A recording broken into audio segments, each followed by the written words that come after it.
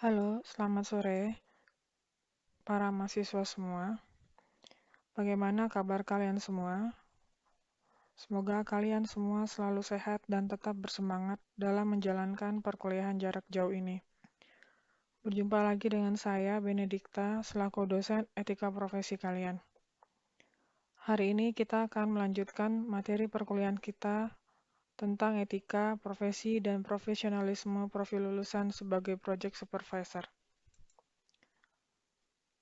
Seperti kita tahu bahwa pada materi kuliah setelah UTS adalah membahas tentang 3 profil lulusan MR, yaitu Perekayasa Rantai Pasokan atau Supply Chain Engineer, Technical Function Engineer, dan yang terakhir adalah penyelia proyek atau Project Supervisor. Pada slide ini, saya sejenak merefresh kembali mengenai profil lulusan penyelia proyek. Di sini saya tampilkan contoh lowongan kerja terkait Project Coordinator dan Project Supervisor, di mana secara umum lulusan MR, jika diterima bekerja pada posisi tersebut, harus mampu dalam memonitor pelaksanaan proyek dari awal hingga akhir sesuai dengan prasyarat dan kinerja yang ditentukan dalam suatu proyek. Nah, sebelum masuk ke etika profesi bagian penanganan proyek, kita harus tahu dulu apa itu proyek. Proyek itu sendiri dijelaskan dengan segitiga yang berkaitan dengan 3 kegiatan.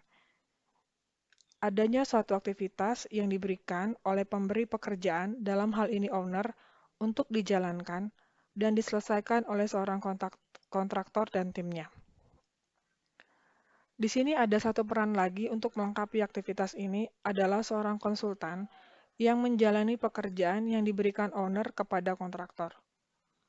Agar pekerjaan ini dapat selesai dengan tepat waktu dan berkualitas, maka diperlukan suatu pengaturan dan pengontrolan pekerjaan yang disebut dengan manajemen proyek. Suatu aktivitas dikatakan proyek adalah 1. Mempunyai sasaran dan tujuan. Kemudian, aktivitas itu dibatasi oleh rentang waktu, biaya, dan sumber daya.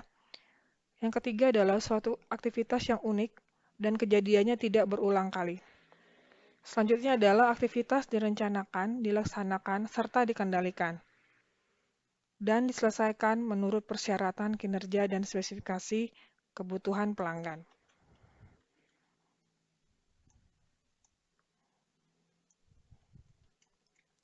Kemudian yang tak kalah pentingnya adalah bahwa suatu proyek ini harus ada hasil yang terukur. Contohnya adalah sebuah bangunan, sebuah transportasi, dan lain sebagainya.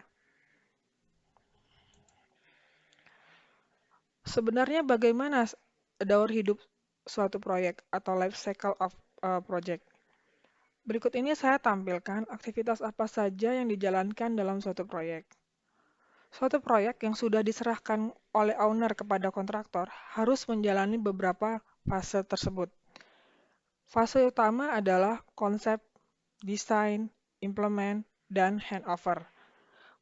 Fase-fase ini kemudian didetailkan kembali dalam kondisi yang sama. Artinya, dalam konsep project terdiri dari konsep, desain, implement, dan handover. Begitu juga dengan desain project, implementasi project, dan commission project. Konsep project. Anda mungkin masih ingat pada saat pengambilan mata kuliah perancangan dan pengembangan produk tentang konsep desain. Ada suatu kesamaan di dalamnya. Kesamaannya dengan project adalah sebelum dilakukan atau dieksekusi dalam bentuk produk atau sistem, maka perlu dibuat beberapa konsep yang pada akhirnya akan muncul desain yang ditetapkan untuk dibangun. Pada project juga diberlakukan hal tersebut.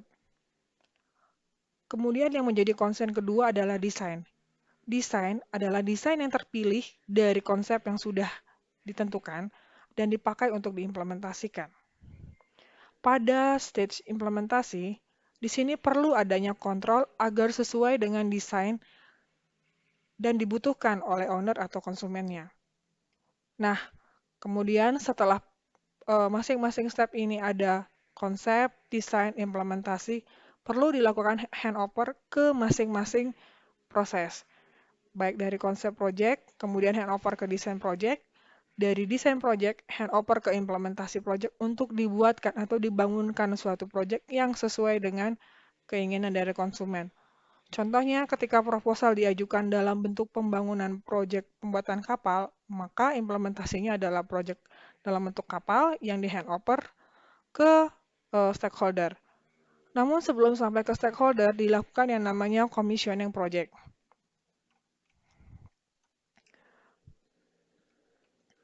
Commissioning adalah pengujian atau melakukan pengujian operasional suatu pekerjaan secara real maupun secara simulasi untuk memastikan bahwa pekerjaan tersebut telah dilaksanakan dan memenuhi semua aturan yang berlaku, rule, regulasi, code atau kode-kode yang tertentu, dan sesuai standar yang ditetapkan antara kontraktor dan klien.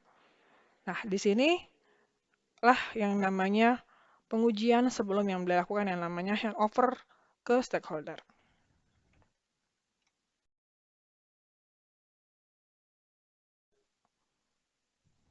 Lalu, bagaimana sebenarnya contoh daur hidup dari suatu proyek ini diterapkan?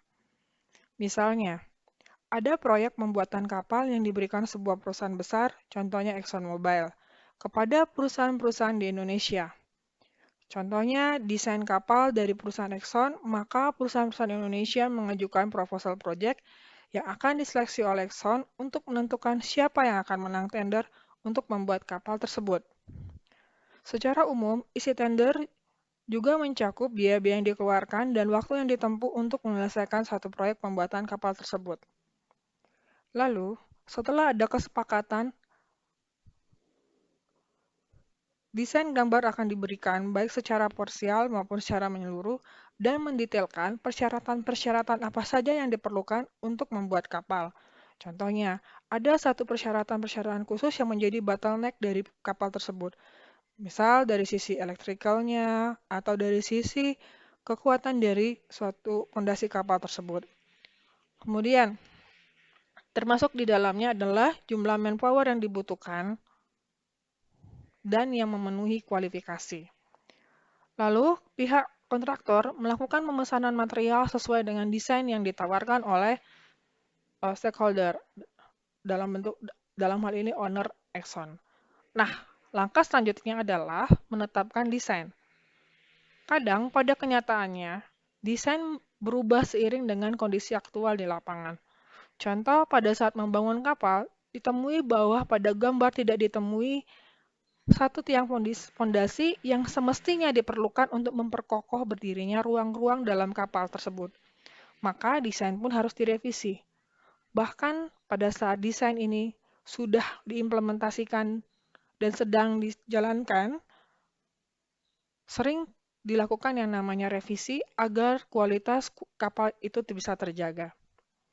Nah, pada daur hidup proyek ini, setelah melakukan dan melalui proses uji coba, yaitu dalam bentuk commissioning, maka ada proyek yang selesai sampai di situ saja. Jadi proyek itu langsung ditransfer ke stakeholdernya. Namun, ada yang sampai proses pengoperasian dan maintenance selama kurun waktu tertentu sesuai dengan kesepakatan masing-masing. Inilah yang disebut dengan DBOM, Design, Build, Operate, and Maintain.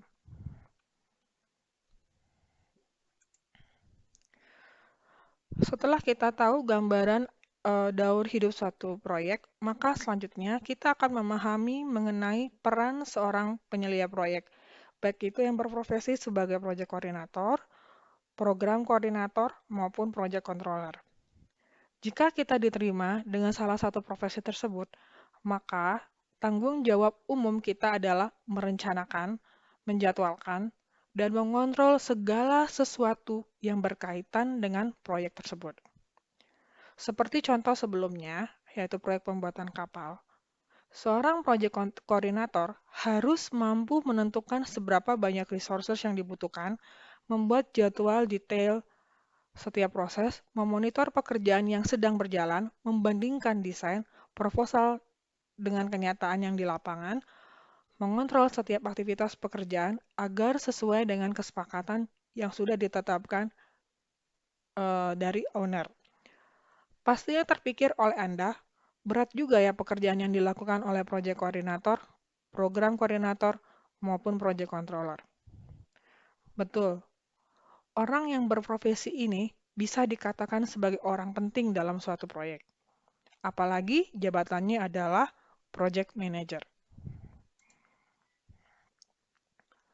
Nah, sekarang kita pahami dulu di mana dalam satu proyek memerlukan project sponsor, project manager, project management team, project team, dan project stakeholder. Kita lihat dari gambar itu, project stakeholder adalah seseorang atau organisasi yang mempunyai project. Kemudian, project sponsor adalah organisasi yang menjalankan project. Jadi, misalnya, tadi Exxon yang memiliki project. Exxon memberikan kepercayaan kepada perusahaan yang sudah memenangkan tender. Contoh, misalnya perusahaan itu adalah Siemens. Siemens lah sebagai project sponsor. Project sponsor mencari orang yang qualified, yaitu project manager yang adalah orang yang memimpin project itu. Project management adalah orang-orang yang membantu project manager untuk menjalankan project yang sudah disepakati. Area project management itu seperti project integration management, project scope management, project time management, project cost management, project quality management, project human resource management, project communication management, project risk management, project procurement management, safety, environment, financial, dan claim management. Dan yang terakhir adalah project team. Project team adalah anggota-anggota yang sifatnya tidak tetap dari project management yang membantu secara tidak langsung terlaksananya dan terselesaikannya project tersebut. Nah, di mana juga sih penerapan manajemen proyek? Penerapan manajemen proyek ada di mana aja? Telekomunikasi sekarang 10% menjalankan yang namanya manajemen proyek. Contoh misalnya, perusahaan Telkom melakukan kesepakatan dengan ITDL untuk membangun instalasi internet di kawasan kampus ITDL. Nah, itu proyek juga sebesar 10%. Jadi secara kumulatif di Indonesia 10% proyek itu di bawah proyek telekomunikasi. Kemudian IT 10%, kemudian manajemen sistem 6%, software komputer 11%, konstruksi 7%, dan lain-lain itu misalnya industri termasuk perbankan, manufacturing, militer, itu sebesar 56%. Lalu sekarang pertanyaannya adalah, apakah seseorang yang bekerja di bidang manajemen proyek merupakan profesi dan profesional? Pertemuan sebelumnya pernah dibahas bahwa profesi itu menyangkut kemampuan seseorang yang memiliki keterampilan ahli, pendidikan formal, standar pengakuan profesi, dan adanya hasil yang baik dan signifikan. Dapat dikatakan bahwa project koordinator, program koordinator, maupun project controller adalah sebagai profesi. Nah, tingkatan tertinggi dalam suatu project adalah manager, yaitu project manager. Untuk sampai ke level project manager, seseorang selain harus memiliki pengetahuan, yaitu body of knowledge-nya project management, seperti feasibility study, forecasting, budgeting, dan lain-lain, orang tersebut harus memiliki interpersonal skills. Kemudian memahami betul standar regulasi dari proyek tersebut. Kemudian mampu mengatur, mengelola sumber daya yang sudah ada. Kemudian tidak kalah penting adalah dia mampu memahami isu lingkungan terkait dalam menjalankan proyek tersebut. Apakah layak dibangun di suatu daerah yang dijamin misalnya isu dari limbah, isu dari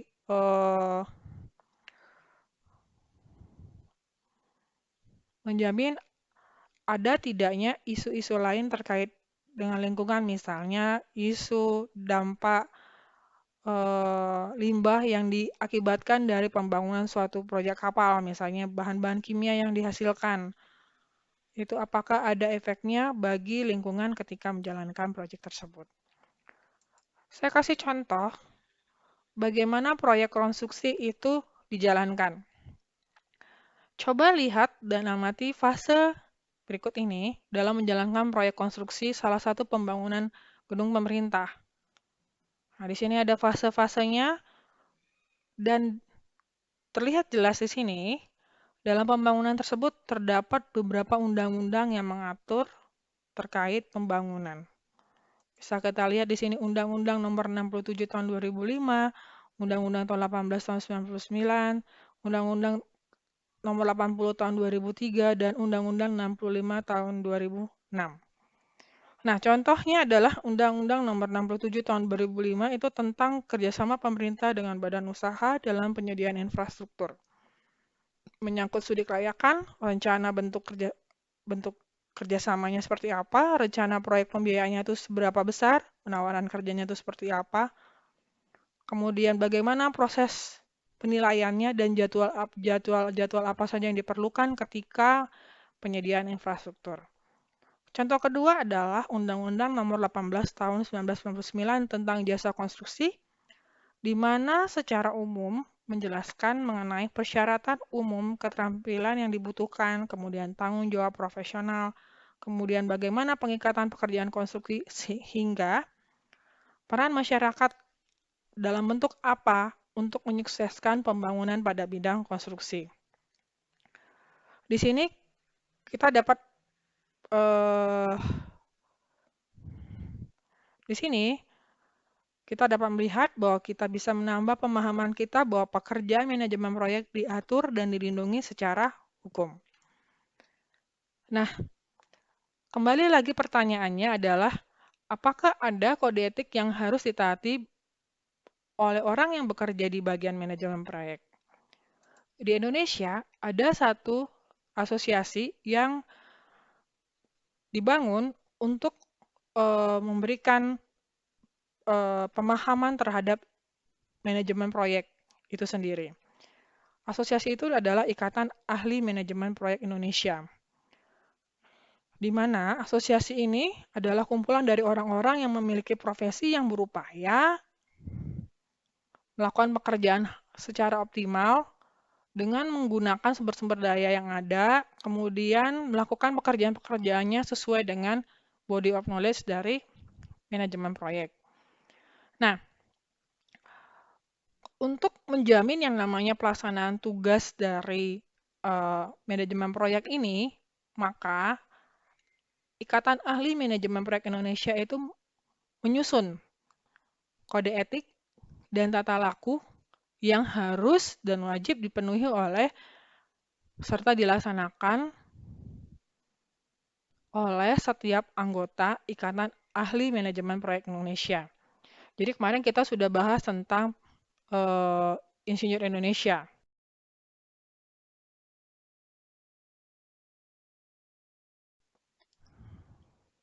Di Persatuan Insinyur Indonesia ada dua yang harus dipahami. Yang pertama adalah Catur Karsa, yang kedua adalah Sabta Dharma. Nah, begitu juga di Asosiasi Manajemen Proyek, yaitu Ikatan Ahli Manajemen Proyek Indonesia. Ikatan ini, asosiasi ini memiliki kode etik dan tata laku yang wajib dilakukan oleh anggota Ikatan Ahli Manajemen Proyek Indonesia. Nah, Anda bisa baca sendiri mengenai kode etik manajemen proyek. Di dalamnya bicara tentang kejujuran, tanggung jawab, bagaimana menepati janji, bersikap setia, adil, integritas yang tinggi, kemudian bagaimana menghargai orang bersikap dan bertingkah laku sebagai warga negara yang bertanggung jawab. Nah, secara umum hampir sama kode etik masing-masing profesi, hampir sama. Dan ini diberlakukan kepada anggota-anggota yang masuk dalam asosiasi tersebut. Nah, kita lihat di tata laku profesi. Nah, tata laku profesi ini secara umum hampir sama dengan yang ada di Persatuan Insinyur Indonesia.